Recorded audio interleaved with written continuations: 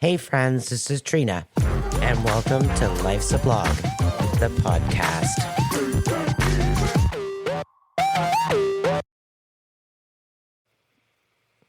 So I want to ask you, are you comfortable or are you actually happy? Now, I don't want you to answer that quickly because those two things, they can look the same on the outside, but they feel very different on the inside. I've come to realize that comfort is easy and predictable, familiar. Knowing what tomorrow is going to look like, even if it doesn't excite you, makes you feel comfortable. Happiness, though, happiness is different. It actually asks something of you. It asks you for change and growth and letting go. And I think a lot of us, if we're honest, we don't stay because we're happy. We stay because we're comfortable. And I live this. You know, I had to go look for something on Facebook because I was looking for timing of something. And I spent a lot of time doing deep dives, not just to bring up the past, but to kind of find a small answer that will give me comfort. And when I look back, I realized how unhappy my posts sound. And it kind of came as a shock to me because I was looking at them and I was like, wow, I sound truly unhappy, even though I thought I was. Because in my marriage, nothing was really wrong. But now I realize nothing was really right either. And often I told myself, this is fine. This is just how it is. Every relationship has its issues. But deep down, I knew. And that's the thing about comfort. It can keep you somewhere long after you've outgrown it. You learn how to function in it. You learn how to survive in it. You learn how to shrink just enough to make it work. But surviving something is not the same as being happy in it. And I realize now my ex-husband and I were probably both very unhappy people, but living in comfort. And when I realized that, it's a huge aha moment for me. I know I've talked about it a little bit as I'm progressing through my healing process, but in the last week, I've come to realize that we just weren't right for one another. We were two different people, and maybe we should have gone our separate ways a long time before the betrayal happened. Because on May 14th, that lovely day I love so much, our wedding anniversary and the day he died, May 14th, 2011, I wrote a blog post on why I was married more than 10 years.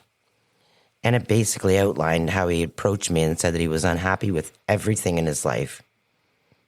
And how I was the grandiose wife that, talked him through it and encouraged him to volunteer or do things that he did when he was young that he enjoyed. And, find a hobby for yourself.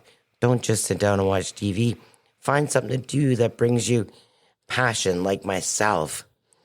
And I realized that in reading a couple of Facebook posts, that, we were both living in misery, but comfort. And I've been blogging since, 2005 when Blogger first came out, if I'm not mistaken. And he loved the perks. He always enjoyed going to the perks.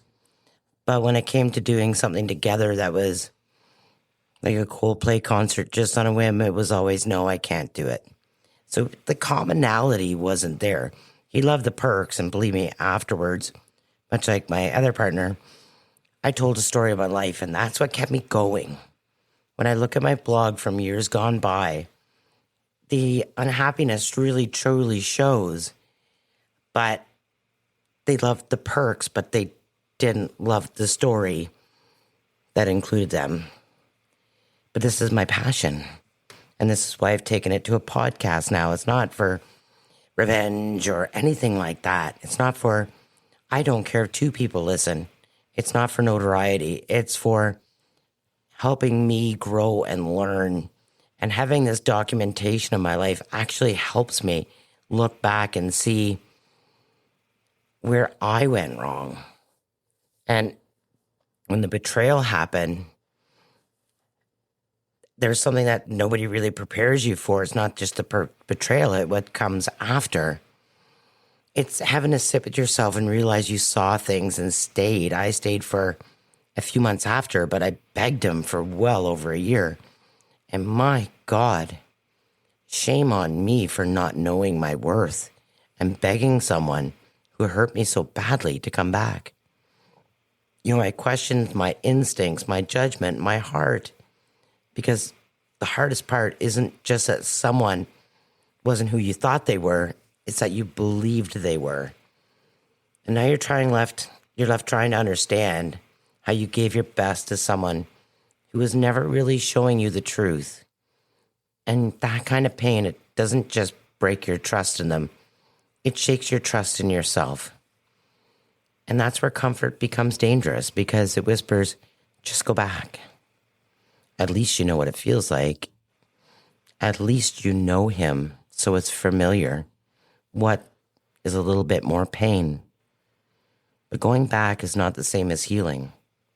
There's a quote I came across: not everything needs fixing. Some things need letting go. And that hit me hard, because I used to think if I just tried harder, communicated better, gave more, things would change. But sometimes it's not broken, it's just not right. And if it's not something you can fix, then the only thing left to do is to let it go. And letting go doesn't feel like comfort. It feels like loss. It feels like uncertainty. It feels like everything you've known slipping out of your hands. But holding on to something that isn't right just because it's familiar, that's not happiness. That's actually fear. As I said, me sharing my story, you can go back almost, I guess, a decade or two now and see the story of my life. But it's never meant to be written in malice. It's never meant to be revenge, as I said. And I want to tell this story because I think it's very important, because the more I read about women in betrayal, the more I see a commonality. And TikTok really plays a huge part in trying to get your ex back. There's so many different profiles that talk about, this is how you get him back or her back. And, there's psychics galore saying, in 2 days, they are going to call you. And this letting go part is really huge for me, because I realize now how hard it is to let go. How hard it is not to pick up the phone and dial. I believe the last time I talked to my ex-husband in a casual way, in a begging way, was December 29th, 2000. And he wrote me on Facebook and I never answered. And that was legitimately the last time we'd had a conversation, up until checking in on him when he was diagnosed with cancer. And this relationship that I had not so long ago, when I moved in, I knew, my gut told me that if anything happened to him, my stuff would be thrown out in the yard, or the door would be locked and I'd never have access. And I really cared for him, because I felt that it was surprising, because we had so much in common. We could sit down for hours and hours and talk, and then look at the time and go, oh my God, it's time for bed. We've been talking for hours. So I thought that was different. That was love. That's the way happiness was supposed to be. But that little inkling of distrust that I had, I stayed because I was comfortable. That little inkling of distrust made me very unhappy. And fast forward, I realized that I was right in my suspicions. And the only reason that I feel that I'm right, is doing a lot of thinking in this, is that we used to go out, and sometimes he'd get pretty insulting to someone, and I'd say, don't talk like that, don't be mean.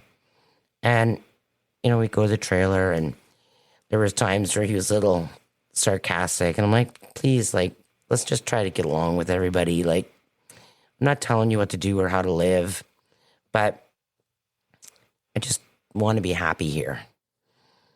And, he had a lot of abuse during the time that we were together. And I often didn't blame him for it. But I realize now that was comfort to him. And what comfort looks like for one person or happiness looks like for one person is not always what comfort or happiness looks like for another. And I would get angry. The couple of times I got on the phone and tried to call and defend him, but no one ever answered because no one actually cared. And the thing is at the very end, this is something I really have to share because I think people listening can probably relate to once they close the door on you, they actually show you who they are. And he was sitting there with the new person who was his previous relationship, the one that really did a lot of bad things over the course of the time that we were together. Not to me, a couple of things to me, but mostly to him, very abusive. And I was driving home with my daughter after we watched the Taylor Swift thing, and they were playing me songs on my Spotify. And at that time, I really wasn't hurt. I kind of giggled over it. But again, the more I sit here and think about it, the more I realize how deeply hurt I was because I thought he was a better man than that. And I thought, because we never did things like that, we never mocked people or made fun of people, or I thought he was just better than that. But then I realized sometimes you have to prove things that you aren't in order to win back the comfort that you need or the happiness that you need. And for that, I realize, and I've come to terms with it, that it really wasn't a mockery on me. It was just him being him because he needed to be that person. And that's okay. There's no forgiving. There's no anger. There's nothing really. I feel moot about it. It's just something that he needed to do in order to win back the comfort and happiness that he needed at that time, and probably still today, who knows. And there's a moment, and it doesn't look like much. I've seen it twice, and no one else sees it while it's happening, but something in you shifts. It's the moment you stop defending what you've been living in. The moment you stop saying, oh, it's not that bad. It's the moment the truth gets louder than the excuses. This isn't it. And once you hear that, you can't unhear it. You can stay, but you'll feel it. And every day. Because comfort doesn't feel the same once you realize what it's costing you. I loved having a partner to go out and have a few drinks with, to go to country concerts with, to go to the trailer with. And now I realize I can do that all by myself. I've been going to the trailer every day, bringing things in. I've been digging. I've been getting rid of those little box gardens that are rotten. I don't need the help. I don't need the comfort. I am quite happy, and I'm not cursing, doing it by myself. And years ago, I'd be so resentful. But now I realize I like this. I'm going with a friend to see Lee Bryce on Saturday. I don't need someone to go with. I just have, as long as I have friends around me that care and love me. There's a song that's called Starting Over by Chris Stapleton. And it's not loud about it. It just tells the truth that sometimes staying the same feels heavier than starting again. That what's familiar, what's comfortable, doesn't always fit you anymore. And starting over, it doesn't mean you have to have everything figured out. It just means you've decided you're not going to stay somewhere that costs you.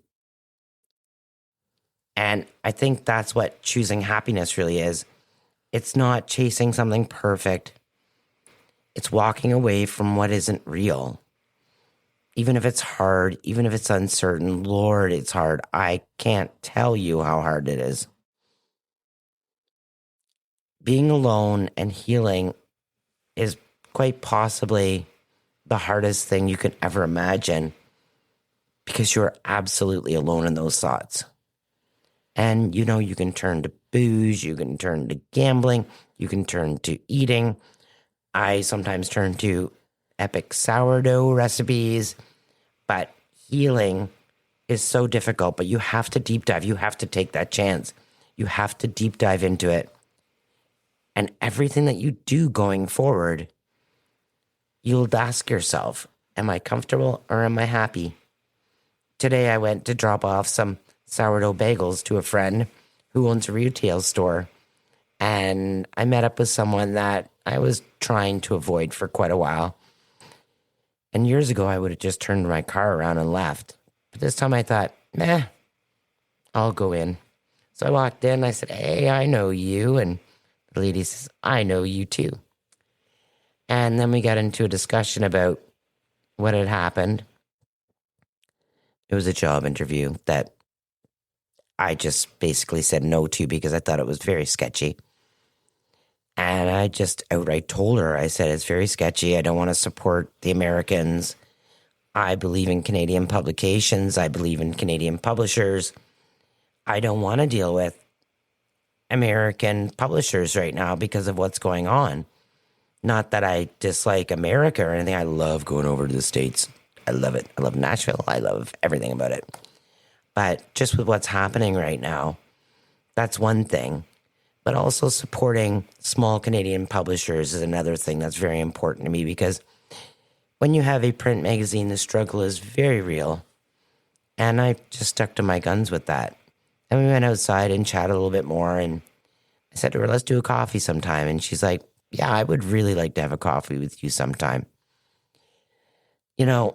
Meeting up with people that cause you discomfort, the more you hide and push everything down, the more uncomfortable it can be as well. But if you're truthful and honest and true to who you are, great things can happen and friendships can develop out of it. We'll see. I actually like the woman very much. And hopefully I made new friends out of it just by being very upfront with who I am and what I stand behind and who I am as a person. So I'll ask you one more time. Are you comfortable or are you happy? Because comfort will keep you where you are. But happiness will ask you to become someone new. And maybe, just maybe, that's where your life starts to change. Well, that's it for this week on Life's a Blog. I hope that you were able to take something from this conversation, and whether it stirred you up or made you look at your life differently, that's the point. Thank you for spending time with me. Follow Life's a Blog CA on TikTok, Instagram, and Facebook, and join the conversation. Leave your thoughts and comments as I read them all and always respond. And if you're enjoying the podcast, subscribe on Spotify, Apple Music, and your favorite podcast platform so you'll never miss an episode. I'm Trina Stewart, and this is Life's a Blog. Till next time.